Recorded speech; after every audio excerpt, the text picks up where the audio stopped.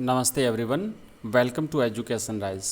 आज के इस क्लास में हम क्लास 12th का इंग्लिश का जो चैप्टर है लॉस्ट स्प्रिंग उसको हम कंटिन्यू करेंगे। इसका सेकंड पार्ट हम आज पढ़ेंगे। इसका फर्स्ट पार्ट जो था वो हम पहले पढ़ चुके हैं, तो सेकंड पार्ट हम आज यहाँ शुरू करेंगे। यहाँ पर हमने देखा कि दो कहानी है, एक है साहिब ए आलम की कहानी जो कि एक रैग पीकिंग का काम करता है, और दूसरा है मुकेश की कहानी जो कि बैंगल मेकर्स का काम करता है। तो आइए पढ़ते हैं आज मुकेश वाली कहानी। लिखता है लेखिका अनिस जंग लिखती है, I want to drive a car. Mukesh insist on being his own master. Mukesh अपना स्वयं का मालिक बनना चाहता है और वो जोर दे करके कहता है कि I want to drive a car. मैं कार चलाना सीखना चाहता हूँ, मैं कार चलाना चाहता हूँ। I will be a motor mechanic. मैं एक मोटर मैकेनिक बनना चाहता हूँ, मैं बनूंगा। ही अनाउंसेज, वो ऐसा घोषणा करता है। Do you know anything about cars, I ask. Anees Jung कहती है कि मैंने उससे पूछा कि क्या तुम कार्स के बारे में और कुछ जानते हो। I will learn to drive a car, he answers. वो जवाब देता है कि मैं कार चलाना सीखूंगा। Looking straight into my eyes, मेरी आंखों में आंखें डाल के बात करता है। इसका मतलब ये है कि उसमें कॉन्फिडेंस है, और विथ कॉन्फिडेंस ही says that I will learn to drive a car. मैं कार चलाना सीख लूंगा। His dream looms like a mirage amidst the dust of his streets that fill his town Firozabad, famous for its bangles। Firozabad जो कि अपने bangles के लिए, bangles making के लिए जाना जाता है। तो उसका सपना जो है वो चूड़ियाँ बनाने के लिए मशहूर जो फिरोजाबाद शहर है, फिरोजाबाद की गलियों की धूल के बीच में एक मृग मरीचिका के समान प्रतीत होता है। एक मृग मरीचिका वो होती है, जब आपने देखा होगा जब ग्रीष्म का मौसम होता है, ग्रीष्म ऋतु का मौसम होता है, और जब हम दूर हम देखते हैं ना तो हमें ऐसा लगता है जैसे पानी दिखाई देता है। तो रेगिस्तान में मृग को ऐसा आभास होता है कि दूर जब उसे प्यास लगती है और वो पानी की तलाश होती है उसे, तो दूर उसे ऐसा लगता है कि शायद पानी है। वो दौड़ता है और जहाँ वहाँ जाता है तो वो पानी का जो आभास उसे होता है वो आगे से आगे बढ़ता जाता है, लेकिन उसे पानी मिलता नहीं है। इसे मृग मरीचिका कहते हैं। तो यहाँ पर फिरोजाबाद की जो धूल भरी गलियां हैं, dust of street that fills town Firozabad, Firozabad की इन धूल भरी गलियों के बीच में उसका ये जो स्वप्न है वो एक प्रकार से मृग मरीचिका के समान है, कार्स ड्राइवर बनने का उसका स्वप्न। Every other family in Firozabad is engaged in making bangles. Firozabad का प्रत्येक दूसरा परिवार चूड़ी बनाने में लगा हुआ है। It is the centre of India's glass blowing industry where families have spent generations working around furnaces, welding glass, making bangles for all the women in the land, it seems। तो ये जो कांच उद्योग है ना, it is the centre of India's glass blowing industry. ये भारत के कांच उद्योग को आकृति देने वाला केंद्र है। ग्लास ब्लोइंग इंडस्ट्री का केंद्र है, फिरोजाबाद की बात हो रही है यहाँ पे। Where families have spent generations, जहाँ पर परिवारों ने अपनी पीढ़ियाँ बिता दी हैं। क्या करते हुए? अराउंड फर्नेसेस, भट्टियों के आसपास काम करते हुए। वेल्डिंग ग्लास, कांच को जोड़ते हुए। And making bangles for all the women, और उन समस्त महिलाओं के लिए कांच की चूड़ियाँ बनाते हुए परिवारों ने अपनी पीढ़ियाँ बिता दी है। In the land it seems, इस देश की सभी औरतों के लिए इन्होंने जो है वो, इस भूमि के सभी औरतों के लिए, इस भारत माता की धरती पर जन्मी सभी महिलाओं के लिए चूड़ियाँ बनाते हुए इन परिवारों ने अपनी पीढ़ियाँ बिता दी है। Next, Mukesh's family is among them. Mukesh का परिवार भी उनमें से एक है। None of them knows that it is illegal for children like him to work in the glass furnaces with high temperature. अब ये जो लोग हैं ना, इनमें से कोई भी ये नहीं जानता कि बच्चों से इस प्रकार का काम कराना, बच्चों से कांच के जो उद्योग हैं, यहाँ पे जो भट्टियाँ हैं, इन भट्टियों में इतने हाई टेम्परेचर पर इन बच्चों से काम कराना गैर कानूनी है ना, इलीगल है। लेकिन इनमें से कोई भी ये जानता नहीं कि बच्चों से इस तरीके से काम कराना इलीगल है। In dingy cells without air and light, और वो जो डिंजी सेल्स का मतलब होता है जो कोठरियाँ हैं जहाँ पर रोशनी नहीं है, पर्याप्त रोशनी जो है वो वहाँ पर नहीं पहुँचती है। गंदी जो कोठरियाँ हैं, विदाउट एयर एंड लाइट, जहाँ पर प्रकाश नहीं पहुँचता, जहाँ पर हवा नहीं पहुँचती। दैट द लॉ, और कि ये कानून, इफ़ एनफोर्स्ड, अगर उसे लागू किया जाए, could get him recommend all those 20,000 children out of the hot furnaces। तो अगर इस कानून को अगर वहाँ पे लागू किया जाए तो मुकेश और इसके जैसे दूसरे 20,000 बच्चों को जो कि गर्म भट्टियों में काम करते हैं, where they slog their daylight hours often losing the brightness of their eyes. तो ये जो इन भट्टियों में जो काम करते हैं 20,000 जो बच्चे हैं, उन्हें जो है वो दिन के घंटों की घोर परिश्रम करते हैं, है ना। जो वहाँ पर where they slog their daylight hours, दिन के कई घंटे वो लोग काम करते हैं। Often losing the brightness of their eyes, जहाँ पर वो अपनी आँखों की रोशनी भी खो देते हैं, आँखों की चमक खो देते हैं। इस तरीके से वहाँ पर इन कठिन परिस्थितियों में वो लोग काम करते हैं। तो अगर कानून को लागू किया जाए तो इस प्रकार के 20,000 बच्चों को वहाँ से स्वतंत्र कराया जा सकता है। Mukesh's eyes beam as he volunteers to take me home. अब मुकेश जैसे ही मुझे अपने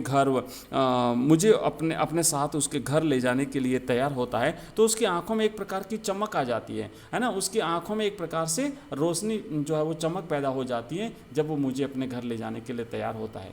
which is proudly says is being rebuilt, और उसका घर वो गर्व के साथ कहता है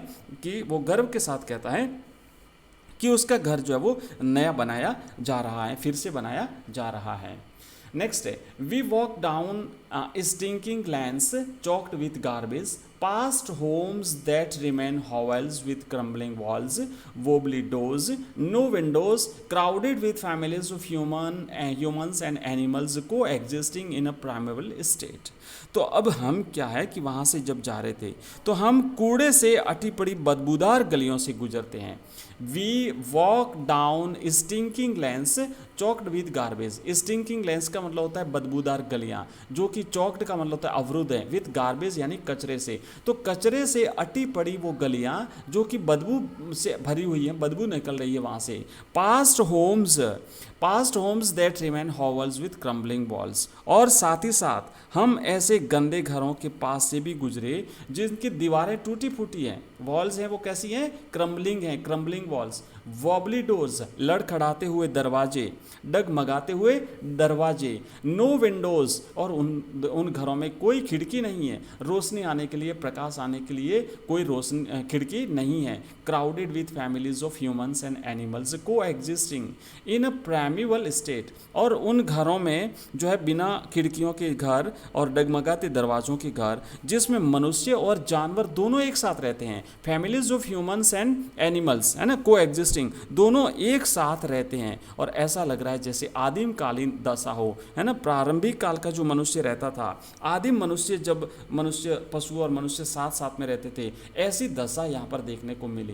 ही stops at door of one such house, और वो ऐसे ही एक घर के आगे जाकर के रुक जाता है। ऐसा ही घर मतलब जिसकी दीवारें टूटी फूटी, जो लड़खड़ाता हुआ दरवाज़ा, कोई खिड़की नहीं, नो विंडोज़, है ना। इस प्रकार के एक घर के सामने जाकर के वो खड़ा हो गया जब मैं उसके साथ जा रही थी, मुझे अपने घर ले जाने के लिए तैयार हुआ। Banks wobbly iron door with his fit, और अब वो क्या करता है कि लोहे से डगमगाते दरवाजे को वो एक अपने पाँव से धक्का मार करके खोलता है ना। Iron door with his foot, तो अपने पाँव से धक्का मार करके उसे खोलता है। एंड पुशेज इट ओपन, और उसे धक्का दे करके उसे खोलता है। We enter a half built shack, और जैसे ही वो खोलता है हम एक आधी बनी हुई झोंपड़ी में प्रवेश करते हैं। हाफ बिल्ट सैक का मतलब होता है आधी बनी हुई झोंपड़ी में हम प्रवेश करते हैं। In one part of it, इसके एक भाग में, जिस झोंपड़ी में हमने प्रवेश किया उसके एक भाग में थैज्ड विथ डेड ग्रास, जो सूखी घास थी। डेड ग्रास का मतलब यहाँ पर सूखी घास से है। सूखी घास से ढका हुआ उसका एक हिस्सा is a firewood stove over which sits a large vessel of sizzling in spinach leaves. तो जब हमने वहाँ पर प्रवेश किया तो उसकी जो सूखी घास के छप्पर वाले एक हिस्से में एक चूल्हा है। एक वहाँ पे क्या है, वहाँ पर एक फायरवुड स्टोव है, यानी एक चूल्हा है जिस पर एक बड़ा सा बर्तन रखा हुआ है। विच सीट्स लार्ज वेसल, उस चूल्हे के ऊपर एक बड़ा सा बर्तन है, वेसल यानी बर्तन पड़ा है, ऑफ सिजलिंग स्पिनैक लीव्स, और उसमें जो है वो पालक की पत्तियाँ जो है वो उबल रही हैं, है ना। सिजलिंग का मतलब होता है उबलना। Vessel of sizzling spinach leaves, पालक की पत्तियां उस बड़े से बर्तन में उबल रही थी, मतलब सब्जी बनाने का काम हो रहा था। ऑन द ग्राउंड, और फर्श पर हमने देखा, इन लार्ज एल्यूमिनियम प्लेटर्स, वहाँ पर बड़ी बड़ी एल्यूमिनियम की प्लेट्स थी, आर मोर चॉप्ड वेजिटेबल्स, वहाँ पे जो है वो फर्श पर एल्यूमिनियम की बड़ी बड़ी प्लेटें थी और सब्जी काटी हुई पड़ी थी। A frail young woman in is cooking the evening meal for the whole family, और एक महिला, फ्रेल यानी कमज़ोर टाइप की, दुबली पतली एक महिला, एक कमज़ोर टाइप की एक महिला जो है वो पूरे परिवार के लिए इवनिंग मील यानी शाम का भोजन जो है वो तैयार कर रही थी। Through eyes filled with smoke she smiles, अब आंखें जो धुएं से भरी हुई हैं, उन धुएं से भरी हुई आंखों के साथ वो मुस्कुराती हैं।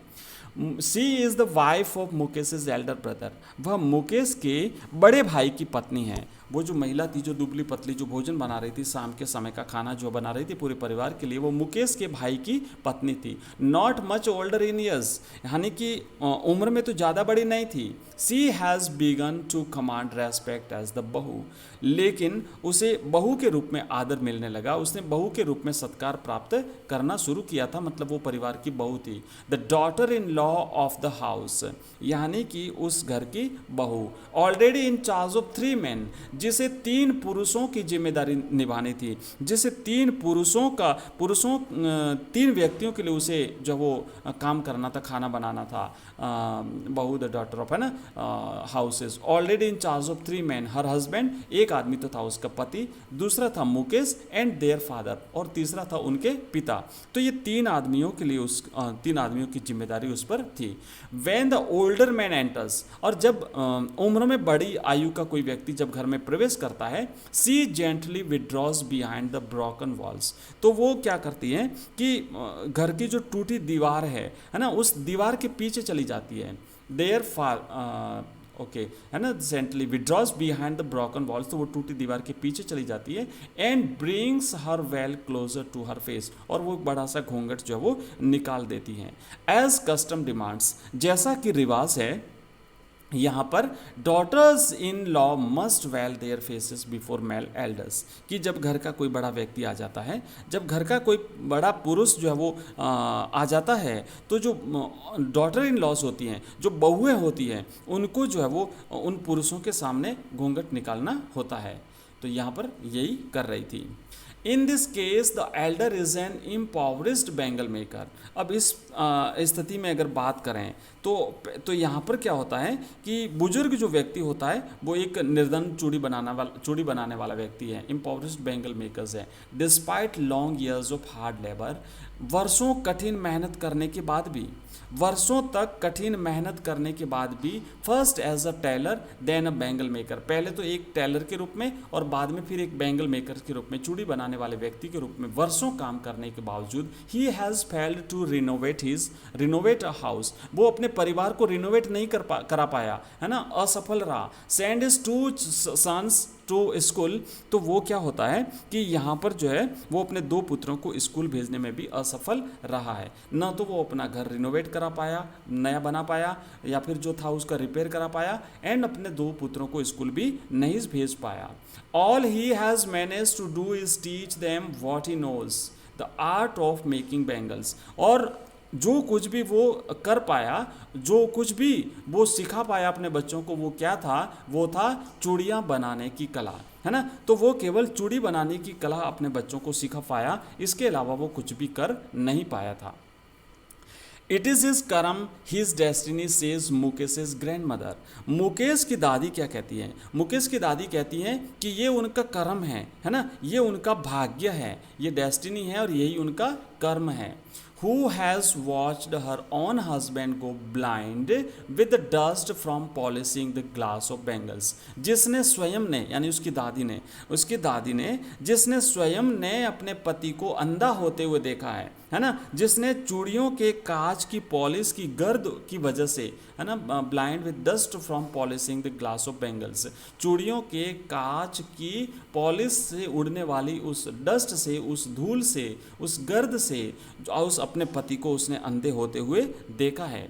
Can God given lineage ever be broken, she implies. वो कहती हैं कि क्या कभी ईश्वरीय देन को तोड़ा जा सकता है, ईश्वर की दी हुई वंश परंपरा को तोड़ सकते हैं। Born in the caste of bangle makers they have seen nothing but bangles. वो कहती हैं कि चूड़ियाँ बनाने वाली जाति में जन्म लेकर के हमने चूड़ियों के अलावा कुछ भी नहीं देखा है। इन द हाउस, घर के अंदर चूड़ियाँ, इन द यार्ड, आंगन में चूड़ियाँ, इन एवरी अदर हाउस, प्रत्येक दूसरे घर में चूड़ियाँ, एवरी अदर यार्ड, प्रत्येक दूसरे आंगन में हमने चूड़ियाँ देखी है, एवरी स्ट्रीट इन फिरोजाबाद, यहाँ तक कि फिरोजाबाद की प्रत्येक गली में, प्रत्येक घर में, प्रत्येक आंगन में हमने केवल चूड़ियाँ ही चूड़ियाँ देखी है, क्योंकि हमारा जन्म ही इस जाति में हुआ है, इसलिए हमारा यही हमारा डेस्टिनी है, यही हमारा कर्म है, यही हमारी डेस्टिनी है।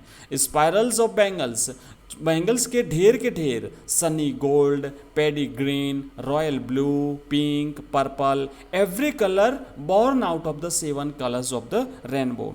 तो इंद्रधनुष से बनने वाले जितने कलर होते हैं, इंद्रधनुष के 7 रंगों से बनने वाले जितने रंग होते हैं, उन समस्त रंगों की चूड़ियाँ जो वो यहाँ पर देखने को मिलती हैं। बंडल के बंडल जो हैं, है ना, जैसे Sunny gold, spiral of bangle, Sunny gold और पैडी ग्रीन, रॉयल ब्लू, मतलब हर टाइप की चूड़ियाँ जो है वो यहाँ पर देखने को मिलती हैं। धान जैसी हरी, सनी गोल्ड का मतलब होता है जैसे धान जैसी हरी, और पैडी ग्रीन का मतलब होता है एकदम गहरी चमकीली नीली, है ना। उसके बाद में रॉयल ब्लू, गुलाबी और पिंक, ये सारे कलर की चूड़ियाँ जो है वो वहाँ पर बनती हैं।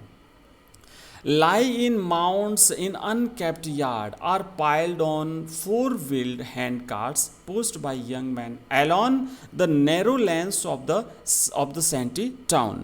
अब क्या होता है कि ये जो ढेर हैं, है ना, ये जो चूड़ियों के ढेर हैं, इनको 4 पहियों की हाथ से चलाई जाने वाली गाड़ियों में रखा जाता है और फिर जो नवयुवक होते हैं, जो यंग मैन होते हैं, वो यंग मैन इनको हाथ से धक्का मार मार करके इन चूड़ियों ये 4 लाइन की जो गाड़ियाँ होती हैं, 4 व्हील्ड, है ना, लॉरीज जिसे बोलते हैं, उस पर धक्का मार मार करके इन गलियों में ये लोग इनको चलाते हैं, धकेलते हैं और चूड़ियाँ बेचने का काम करते हैं। एंड इन डार्क हटमेंट्स, और दूसरा क्या होता है कि जो अंधेरी झोपड़ियाँ हैं, हटमेंट्स का मतलब होता है झोपड़पट्टी, next to lines of flames of flickering oil lamps, इन अंधेरी झोपड़ियों में टिमटिमाते तेल के दीपक की लौ की पंक्तियों के आगे, है ना, लाइन्स ऑफ फ्लैम्स का मतलब होता है ज्वाला, है ना, आग लौ लपटें, फ्लैम्स ऑफ फ्लिकरिंग ऑयल लैम्प्स, तेल के जो लैंप होते हैं, तेल के जो दीपक होते हैं, दिए होते हैं, उन टिमटिमाते दियों की आग के सामने sit boys and girls with their fathers and mothers, लड़के और लड़कियां अपने माता पिता के साथ में बैठते हैं।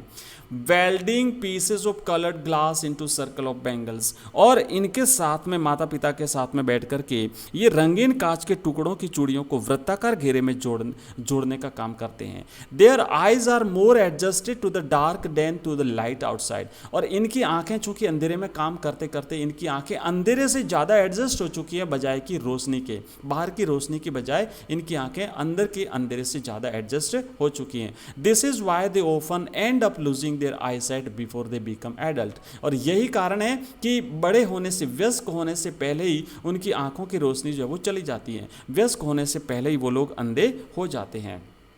नेक्स्ट आगे बढ़ते हैं। Savita, a young girl in a drab pink dress sits alongside an elderly woman soldering pieces of glass। Savita नाम की एक छोटी सी लड़की जो कि भद्दी गुलाबी पोशाक पहने हुए एक बूढ़ी औरत के पास में बैठी है ना, sits alongside an elderly woman, एक बुजुर्ग महिला के पास में बैठी है, soldering pieces of glass, कांच के टुकड़ों को जोड़ते हुए एक लड़की जो है वो वहाँ पर बैठी है। As her hands move mechanically like the tongues of machines, और उसके हाथ मशीन के चिमटों की भांति जो है वो चल रहे हैं, बहुत तेज़ गति से फटाफट उसके हाथ जो है वो काम कर रहे हैं। I wonder if she knows the sanctity of the bangles she helps make, मैं आश्चर्यचकित हूँ और मैं ये सोचती हूँ कि क्या इस सविता को, है ना, इस चूड़ियों की पवित्रता के बारे में पता है कि ये चूड़ियाँ क्या, किस बात का प्रतीक हैं, क्या इसको पता है। It symbolises an Indian women's सुहाग, ऑस्पिशियसनेस इन मैरिज, ये जो चूड़ियाँ हैं ये भारतीय महिला के सुहाग का प्रतीक हैं, भारतीय महिला के सुहाग का प्रतीक है, विवाह में पवित्रता का प्रतीक है। ऑस्पिशियसनेस इन मैरिज का मतलब होता है विवाह में पवित्रता का प्रतीक है। It will dawn on her suddenly one day when her head is draped with a red veil, her hands dyed red with henna and red bangles rolled onto her wrist। अभी तो उसे पता है कि नहीं है, लेकिन यह बात एक दिन उसे जरूर समझ में आएगी, उसे एक दिन जरूर पता चलेगा। कब पता चलेगा? समझ में आएगी जब उसका सिर लाल घूंघट से ढक दिया जाएगा। ड्रेप्ड विथ रेड वेल, उसका सिर जो है वो ढक दिया जाएगा। And her hands died red with हैना, और उसके हाथों में मेहंदी लगा दी जाएगी। और red bangles rolled on to her wrist, और जब लाल चूड़ियाँ उसकी कलाइयों में पहना दी जाएगी तब उसे समझ में आएगा इन चूड़ियों की पवित्रता। Next, she will then become a bride, और तब वह बन जाएगी एक दुल्हन। तब वह क्या बन जाएगी? वह बन जाएगी एक दुल्हन। Like the old woman beside her who become one many years ago, और वो उसी तरीके से एक दुल्हन बन जाएगी जिस तरीके से ये जो महिला जो उसके पास में एक बूढ़ी औरत जो बैठी है वो वर्षों पहले बनी थी, है ना, वर्षों पहले ये भी एक दुल्हन बनी थी, उसी तरीके से ये भी बन जाएगी। And she still has bangles on her wrist, ये बूढ़ी महिला जो अभी भी अपने हाथों में बैंगल्स पहने हुए हैं, but no light in her eyes, लेकिन अब उसकी आंखों में रोशनी नहीं है, अब उसकी आंखों में चमक नहीं है। वो जो बूढ़ी औरत है वो अब जो है उसकी आंखों में किसी प्रकार की रोशनी जो है वो नहीं है, चमक नहीं है। आगे क्या कहती है? एक वक्त शेर भर खाना भी नहीं खाया, सी सेज, वो औरत कहती है, वो बुजुर्ग महिला कहती है कि हमने एक समय का भरपेट भोजन भी नहीं किया है। In a voice drained of joy, वो महिला जो है वो कह रही है अपनी आवाज़, मतलब ऐसी आवाज़ में कहती है कि जिसमें कुछ खुशी नहीं है। ड्रेंड ऑफ जॉय, जिसकी खुशी जा चुकी हो, आनंद नहीं है, एक संतुष्टि नहीं है, खुशी नहीं है, इस प्रकार की भाषा में वो कहती हैं कि हमने एक वक्त का खाना भी कभी भरपेट नहीं खाया। She has not enjoyed even one full meal in her entire lifetime, अपने पूरे जीवन काल में उसने आज तक कभी भी भरपेट भोजन नहीं किया। दैट्स वॉट सी हैज रीप्ड, और वो कहती हैं कि यही जो है वो उसे मिला है। Her husband an old man with a flowing beard says, और उसका पति जो कि लहराती हुई दाढ़ी है जिसकी, वो कहता है I know nothing accept bangles, मैं चूड़ियों के अलावा कुछ भी नहीं जानता, मैं चूड़ियों के अलावा मुझे कुछ भी नहीं पता। All I have done is make a house for the family to live in, मैं जो कुछ भी कर पाया हूँ मेरे परिवार के लिए वो ये है कि मैं अपने परिवार के लिए केवल मकान बनवा पाया हूँ, मैं अपने परिवार के रहने के लिए केवल मकान बना पाया हूँ। Hearing him one wonders if he has achieved what many have failed in their life time, उसकी बात को सुनकर के मुझे आश्चर्य हुआ कि क्या उसने वो हासिल कर लिया जो बहुत से लोग अपने संपूर्ण जीवन काल में, संपूर्ण लाइफ टाइम में प्राप्त नहीं कर पाते हैं। मतलब कई सारे लोग तो अपना रहने का पूरे जीवन काल में भी अपने रहने के लिए घर नहीं बना पाते हैं। क्या ये अपना इसका मतलब कि इसने ये जो है वो चीज़ प्राप्त कर ली है। He has a roof over his head, इसका मतलब है कि उसके सिर पर अपनी स्वयं की एक छत है। हाँ, the cry of not having money to do anything except carry on the business of making bangles, not even enough to eat, rings in every home. प्रत्येक घर में एक बात सुनी जा सकती है, चूड़ियाँ बनाने के काम को जारी रखने के अलावा कुछ भी करने के लिए पैसा न होने और खाने की कमी, ये बात जो है वो प्रत्येक घर में सुनी जा सकती है ना। The cry of not having money, कि पैसा नहीं है हमारे पास, गरीब हैं, ये बात जो वो सुनी जा सकती है। टू डू एनीथिंग, कुछ भी करने के लिए पैसा चाहिए। Except carry on the business of making bangles, है ना, तो बैंगल्स मेकिंग के बिजनेस को जारी रखने के लिए भी पैसा चाहिए। ये दुख भरी आहट हर घर में सुनी जा सकती है। Rings in every home. The young man echo the lament of their elders, अब जो युवा लोग हैं वो अपने बुजुर्गों के दर्द को प्रतिध्वनित करते हैं, अपने बुजुर्गों की बात को ही आगे तक ले जाते हैं। Little has moved with time it seems in Firozabad में ऐसा लगता है कि समय के साथ में बिल्कुल परिवर्तन नहीं हुआ, कोई भी परिवर्तन अभी नहीं हुआ है, बदलाव कुछ भी नहीं हुआ है। Years of mind numbing toil have killed all initiative and the ability to dream, और वर्षों की चेतना चेतना को सुन कर देने वाले प्रयास, years of mind numbing toil, वर्षों की दिमाग को सुन कर देने वाले उनके प्रयासों ने, उनके परिश्रम ने उनकी पहल करने की क्षमता को और उनके स्वप्न देखने की एबिलिटी को खो दिया है ना। क्योंकि लगातार ये इस प्रकार का काम करते करते करते करते अब तो थक चुके हैं। अब इनके दिमाग ने सोचना ही बंद कर दिया है कुछ नया करने के बारे में। स्वप्न देखने की जो उनकी योग्यता थी वो भी अब तो जा चुकी है। Why not organize yourselves into a cooperative, I ask, group of young men who have fallen into the vicious circle of middlemen who trapped their fathers and forefathers. अब मैं एक पुरुषों के एक ग्रुप से मैंने पूछा, एक युवकों का एक समूह था, तो मैंने उनसे पूछा कि आप स्वयं एक सहकारी समिति क्यों नहीं बना लेते, है ना। Why not organise your sales into a cooperative, आप एक संगठन क्यों नहीं बना लेते, एक सहकारी समिति क्यों नहीं बना लेते। मैंने इन लोगों के एक ग्रुप से पूछा जो मिडल मैन है, जो मध्यस्थ है, मध्यस्थों के उस चक्र में फंस चुके हैं। मैंने उनसे कहा, है ना, जो अपने पिता और अपने पूर्वजों जो उनके पूर्वज जो जिस जाल में फंस गए थे उस जाल में ये लोग भी फंस चुके हैं। Even if we get organized, we are the ones who will be hauled up by the police, beaten and dragged to jail for doing something illegal, they say. तो अब जब मैंने ये बात कही ना, तो वो क्या कहते हैं कि यदि हम संगठित हो भी जाएं, अगर हम संगठित, even if we get organised, अगर हम संगठित हो भी जाएं तो किसी गैर कानूनी काम के आरोप में, we are ones who will be held up by the police के द्वारा किसी गैर कानूनी कार्य के तहत हमें पीटा जाएगा, हमें जेल भेज दिया जाएगा। तो ऐसा होगा हमारे साथ अगर हमने जब वो संगठित होने का अगर हमने कोई प्रयास किया तो वे हमें जेल में डाल देंगे। देसे वे ऐसा कहते हैं। There is no leader among them, हमारे बीच में कोई नेतृत्व करने वाला नहीं है। No one who could help them see things differently, कोई भी व्यक्ति ऐसा नहीं है जो उन्हें अलग तरीके से चीज़ों को सोचने के लिए कुछ उनकी हेल्प कर सके। Their fathers are as tired as they are, उनके पिता भी उतने ही थके हुए हैं जितने कि वे स्वयं थके हुए हैं, और वे स्वयं भी थके हुए हैं। They talk endlessly in a spiral that moves from poverty to apathy to greed and to injustice, और वे इस तरीके से अनवरत रूप से बात करते हैं। दे टॉक एंडलेसली यानी कभी समाप्त न होने वाले तरीके से बात करते हैं, बोलते हैं, जो कि गरीबी से, spiral that moves from poverty to apathy, जो कि गरीबी से उदासीनता, है ना, उदासीनता से लालच, अपाथी टू ग्रीड या उदासीनता से लालच, एंड ग्रीड टू इनजस्टिस, और लालच से अन्याय तक पहुंच जाती है।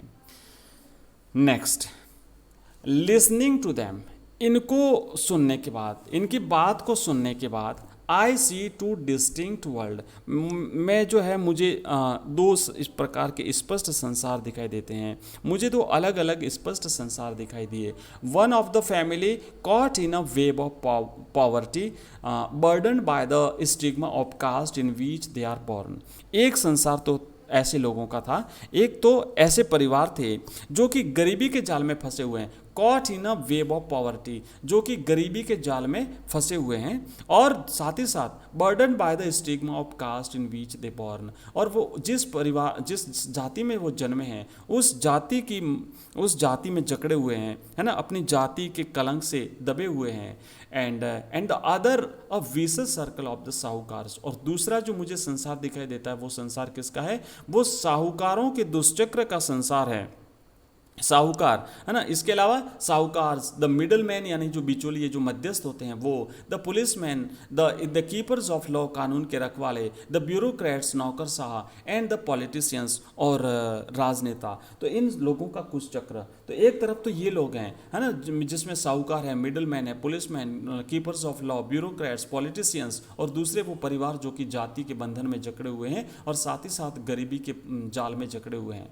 Together they have impose the baggage on the child that he cannot put down, और इन सब ने मिलकर के बच्चों के ऊपर ऐसा बोझ लाद दिया है जिसे वो उतार नहीं सकता। उस जिसे वो उतार नहीं सकता। Before he is aware he accepts it as naturally as his father, और वो कुछ जागरूक हो, वो बच्चा कुछ जागरूक हो, उससे पहले ही वो इस बात को स्वीकार कर लेता है उसी स्वाभाविक रूप से जिस तरीके से उनके पिताओं ने इसे स्वीकार कर लिया था। To do anything else would mean to dare, और कुछ भी करना मतलब जो है कुछ भी हट करके सोचने का मतलब था चुनौती देना। उनके इस जो इस प्रकार का जो वातावरण बना हुआ है, इस प्रकार का इनका जो एक प्रकार से यूँ कह सकते हैं जो परंपराएं बनी हुई हैं, उस परंपरा को चुनौती देना हो जाएगा। And daring is not part of his growing up, और चुनौती देना जो है वो जो एक प्रकार से चुनौती देना जो एक प्रकार से not a part of growing up, उनके परवरिश का हिस्सा नहीं है। चुनौती देना उनकी परवरिश का हिस्सा नहीं है। When I sense a flash of it in Mukesh I am cheered, और जब मुझे ये बात मुकेश में दिखाई दी, है ना, मुकेश में ये जो है कुछ डेयरिंग, कुछ अलग करने की बात जब मुझे मुकेश में इसकी झलक दिखाई दी तो मुझे खुशी होती है। लेखिका कहती है I want to be a motor mechanic, वो कहता है कि मुझे मोटर मैकेनिक बनना है। ही रिपीट्स, वो बार बार इस बात को रिपीट करता है। He will go to a garage and learn, वो कह रहा है कि मैं गैराज जाऊंगा और मैं वहाँ पे सीखूंगा। गैराज जहाँ पे गाड़ियाँ ठीक की जाती है ना, तो मैं गैराज जाऊंगा, मैं वहाँ पे जो है वो मैं वहाँ पे जाके सीखूंगा। But the garage is a long way from his home, लेकिन गैराज उसके घर से काफ़ी दूर है। गैराज उसके घर से बहुत दूर है, उसके पास में नहीं है। तो क्या कहता है कि मैं गैराज जाके उसे सीखूंगा, गैराज उसके घर से काफ़ी दूर है। I will walk, he insist, वो कहता है मैं पैदल जाऊँगा, घर से दूर है तो कोई बात नहीं, मैं पैदल जाऊँगा। Do you also dream of flying a plane, he is suddenly silent. जब लेखिका कह रही कि मैंने उससे पूछा, जब वो कह रहा है कि मैं पैदल जाऊंगा, तो मैंने उससे पूछा कि क्या तुम हवाई जहाज उड़ाने का सपना भी देखते हो, है ना। Do you also dream of flying a plane, क्या तुम हवाई जहाज उड़ाने का सपना भी देखते हो। तो ही इज सडनली साइलेंट, वो यकायक चुप हो जाता है। नो ही सेज, वो कहता है नहीं। स्टेरिंग एट द ग्राउंड, धरती पर देखते हुए, जमीन पर देखते हुए वो कहता है, वो जमीन की तरफ घूरते हुए कहता है कि नहीं, मेरा ये सपना नहीं है, मैं प्लेन उड़ाना नहीं चाहता। In is small murmur there is an embarrassment that has not yet turned into regret, उसकी छोटी सी बुदबुदाहट में एक शर्मिंदगी का भाव, एक एम्ब्रेसमेंट है जो कि अभी तक पश्चाताप में नहीं बदला है, नहीं बदला है। He is content to dream of cars that he sees hurtling down the street of his town, वह उन कारों के सपने देखने में ही संतुष्ट है जिन्हें वह अपने कस्बे की गलियों में तेजी से दौड़ता हुआ देखता है। ही इज कंटेंट, वो संतुष्ट है, टू ड्रीम ऑफ कार्स, केवल कार का सपना देख करके, दैट ही सीज, जिसको कि वो देखता है, hurtling down the street of his town, अपने शहर की गलियों में दौड़ते हुए जिन कारों को वो देखता है, उन कारों का स्वप्न देख करके वो अपने आप में संतुष्ट है। नेक्स्ट क्या कहता है, few airplanes fly over Firozabad, क्योंकि फिरोजाबाद के ऊपर से मुश्किल से ही कोई प्लेन उड़ता हो। कारें तो वो खूब देखता है, प्लेन आज तक शायद ही देखा होगा उसने फिरोजाबाद के ऊपर से उड़ते हुए, तो इसीलिए वो केवल कारों का सपना देखता है। तो ये था लेसन रिटन बाय अनीस जंग के द्वारा लिखा हुआ lesson, lost spring, stories of stolen childhood, जिसकी हमने दोनों कहानियाँ पढ़ी, एक साहिब आलम की और दूसरी थी लॉस्ट स्प्रिंग की कहानी मुकेश की, जो कि बैंगल मेकर्स से बिलोंग करता है। तो दोस्तों मैं आशा करता हूँ आपको ये स्टोरी पसंद आई होगी, और इसके बाद में हम इसके करेंगे क्वेश्चन आंसर, जो कि नेक्स्ट वीडियो में आपको मिलेंगे। और इसके बाद में हमारा जो लाइव क्लास होती है जहाँ पर हम करते हैं एमसीक्यूज़, हालांकि इस चैप्टर के हम एमसीक्यूज़ कर चुके हैं, नेक्स्ट चैप्टर के एमसीक्यूज़ हम अगली क्लास में करेंगे। रोजाना शाम को लगती है 8:30 बजे हमारी लाइव क्लास, जरूर ज्वाइन करिए और आप हमारा ऐप जरूर डाउनलोड करिए, जहाँ पर आपको हमारे सभी वीडियोज़ की PDF भी मिल जाएगी और साथ ही साथ हमारे सभी वीडियोज़ के जो है वो वीडियो लेक्चर्स भी मिलेंगे, आपको ऑनलाइन टेस्ट की सुविधा भी मिलेगी, एमसीक्यूज़ मिलेंगे, क्वेश्चन आंसर्स मिलेंगे, सब कुछ आपको मिलेगा। तो लिंक इस वीडियो के डिस्क्रिप्शन में, आप हमारे ऐप को डाउनलोड कर लीजिए और हमारा टेलीग्राम चैनल है एजुकेशन राइज, जिसका भी लिंक इस वीडियो के डिस्क्रिप्शन में दिया हुआ है, उसे भी आप ज्वाइन कर लीजिए। लगातार हमारे साथ बने रहिए बोर्ड एग्जाम्स तक, और मिलते हैं नेक्स्ट वीडियो में, तब तक के लिए बाय, थैंक यू।